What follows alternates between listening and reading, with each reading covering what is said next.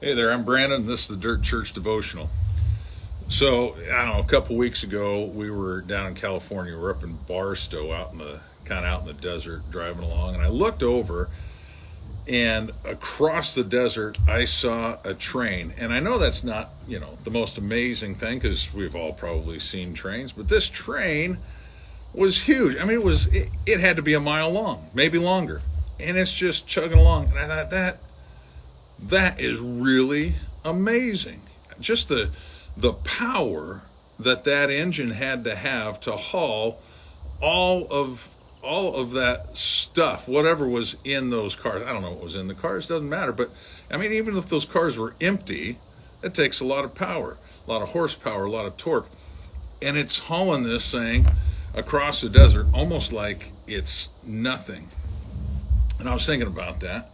And I thought, all of that power, as cool as it is, as impressive as it is worthless without the track.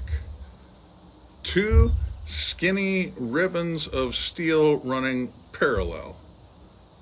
Railroad track is maybe 3 inches wide, maybe 4 inches wide, and they're set, 3-4 feet apart.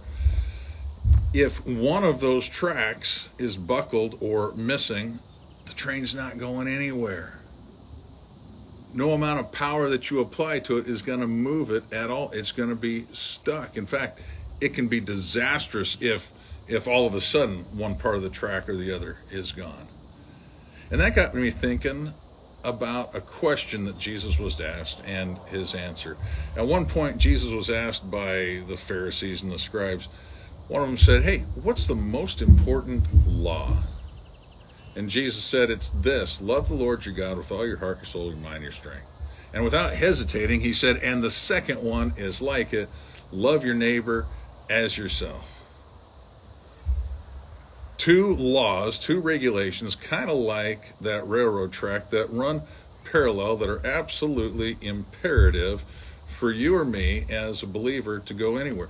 We've got the power of God within us as believers, but it's not going to go anywhere or be effective at all if we jump off the track of loving God and loving people. It's not either or, it's both and. We can't love God and simply tolerate people, or love people and accept or believe in God. We've got to love God and love people. And then that power that God puts in us. It's interesting, we just had Easter not too long ago, and we're told in Romans chapter 8 that the same power of that same Holy Spirit that raised Jesus from the dead indwells us and will raise us also from the dead. So that all of that power housed within the believer has to have a track to ride on. That track is love God, love people. Well, how you doing with it?